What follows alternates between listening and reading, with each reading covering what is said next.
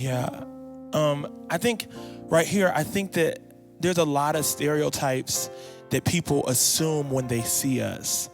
And I know, like, even tonight when I saw Scott, I was like, I thought he was black. I mean, he dressed like me. I mean, I feel like, he looked like me, Yeah, you know. surprise. I'm And then, not like, black. you're like, what are you? Say it again. Tell us. I'm half Mexican, half Filipino. So, like, were there any, I mean, But what are the okay, challenges, so like, you I grew up in a face? black neighborhood basically, and all my life, like people just thought I was black, and I would get the question like, "You're not black. You're not black. Why do you act black?" And I'd be like, "What does that even mean? What do you mean? Why do I act black?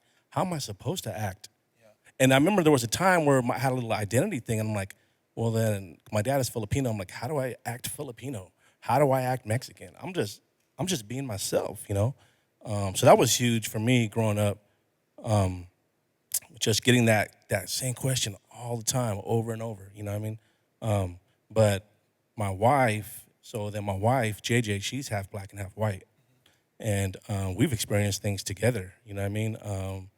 Just different situations or whatnot. So we have two daughters. They're both older now. They're like your age, and but we've raised them to kind of appreciate all of their races because they're like black, white, Everything. everything. So we just kind of like wanted them to understand, every culture. You know what I mean? Even though like they do see the racism, you know what I mean, just because the color of their skin, you know.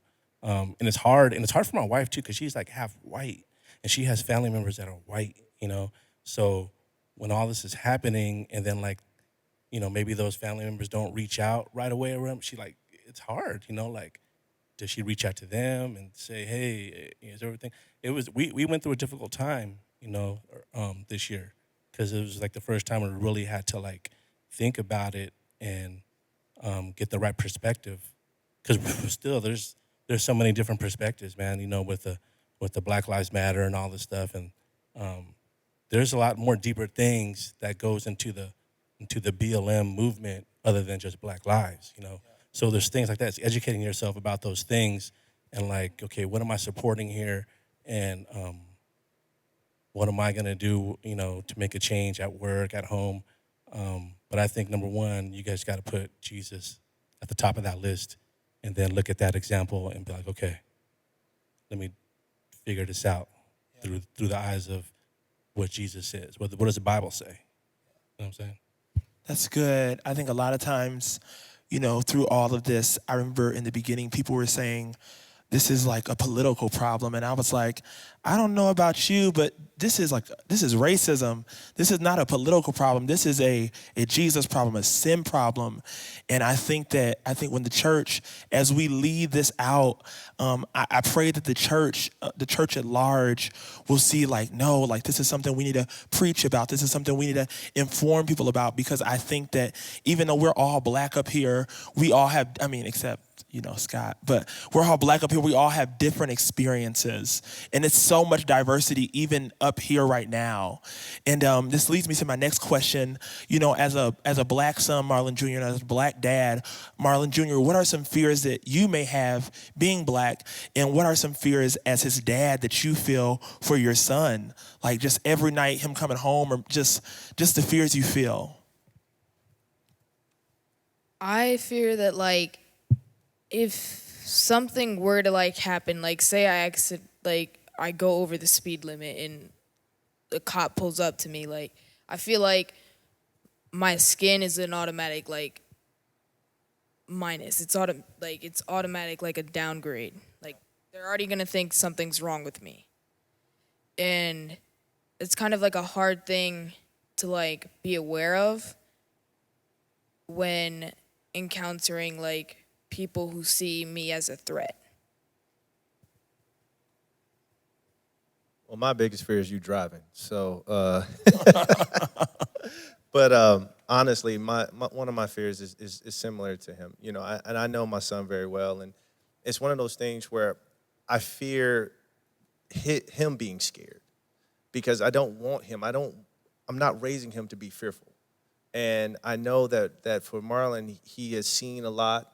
This generation has so much, so many different ways to see all the racism in comparison to what I saw when I was growing up. And I know that that fear has really played a part on my son. And I don't want to raise him in a place, I teach him, I tell him all the time, like, don't be scared. And my thing is my fear is the fear that this is generating from my son. And that's something that I don't want. Because at the end of the day, I want him to be the strongest man he can be. But I know that he's scared. I know he sees these things happening. I know that that plays a part on the way he looks at stuff. The other day, he told his mother, he didn't tell me because he knew I would get mad, but he said, hey, I'm scared to go outside and throw the baseball around in front of the house. And I'm like, I asked my wife, I said, well, why he say that? And she's like, he thinks something would happen if the ball rolled in someone else's yard. And it was right then and there where I knew that what's happening right now is putting so much fear into my son. And that is something that I don't want to live with. I can't live with that he's scared or he's fearful and he can't be all that he wants to be. That's good. And I think that is so important. That's why we are having these conversations, because nobody should feel fear for walking out from walking outside their house. And I know a lot of people are like, oh, just shut up about it. Like, keep going on. Like, it's not that bad. But no, this is bad. Like, somebody's fearful to even go outside their own house where they pay the bills at, like, it's just, it's insane. And this is, as we're wrapping up, my last question is to Scott and Marlon Sr. What are some advice you can give to young black men or just young men in general, just regarding this topic? Wow. I would just say to those that are people that are not black, please understand that our culture is not what you see on TV, right? You may see negative stereotyping images of what an African-American male is. And if you take that and you use that, it's going to give you a bad perception of what we're all about. And just because you see stuff on TV, that's not who we are. And that would also say that to a lot of the young men on this stage, is just because you see certain things on TV and there's certain stuff that tries to portray us in negative images, that's not who we are. We're not a negative people. We're a proud people. And I think that everyone needs to take that time to educate themselves separately from what they see. Eliminate stereotypes that you're hearing about or you see, and actually learn about who black people are, the struggles we've gone through. Because if you learn and you understand that this hasn't been easy for us, it will maybe open your eyes to why we're out here saying Black Lives Matter and why we're so passionate about what's going on right now, if you really take the time to learn exactly what we're about. Yeah, I would say the same. I would say, break the stereotypes. There's people, they think so many different things about you guys. I would say break and prove those people wrong. I know for me, when I was young, that was my thing. It was like, I wanted to prove people wrong all the time. You know what I mean? So it was like, Marlon, you have a great role model in your father. I know Renald has a great role model in his father. I think fathers play a big part. So as a young man, I would say think about that as you think about the future. Think about being a father, you know what I mean? Because there's so many young men that are acting wild out here because they don't have any fathers in their house. You know what I mean? So think about that and think about that's the way God designed it. You know what I mean? And another thing, I would applaud you for even being here in this church. There's a lot of young people that don't even go to church. You know what I mean? I used to be a youth minister, so I had a lot of I used to do youth group and stuff like that too. But I noticed that after high school, not a lot of kids come back. So think about that too. Think about what legacy do you want to leave? You know what I mean? And for me, I know the only way I can do it was through God, through reading my Bible. Even though I have a father in my life, he wasn't a Christian, so I learned Christianity, by myself and with my wife, and we grew together. And if it wasn't for that, I don't know how we'd be or where we'd be right now. You know what I mean? But being part of a church, reading your Bible, getting in your word, praying, that takes you a long way. So for all you young men, don't ever let go of that. That's a gift from God that you got. Yeah, and I mean, you guys have all the tools. I mean, I look at it. I tell my wife this. I turned 20 twice last year, so I'm definitely a lot older. But I look at the tools and the resources that you guys have, and you guys are the key.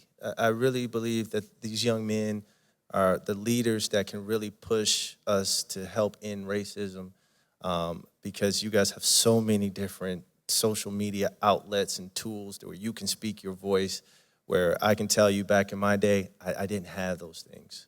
And I think you guys got to take those tools and use them to continue to spread the message. Whoa, I mean, was that not a great talk?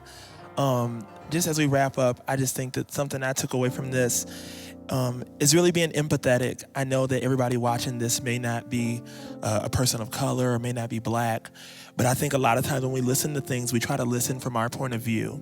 And I think that if you watch this trying to listen from your point of view, you might not get anything from it. But I think if you watch this and you listen to it from all their points of views and my point of view, you might hear something, you might learn something. And I just want to encourage you, never judge a book by its cover. You don't know what they've been through. You don't know how they got where they are. But I believe if you just, hold on to God, and just continue to try to see the light in this darkness, that we will see a change. And I thank you guys for watching this episode of The Matters of Black Lives.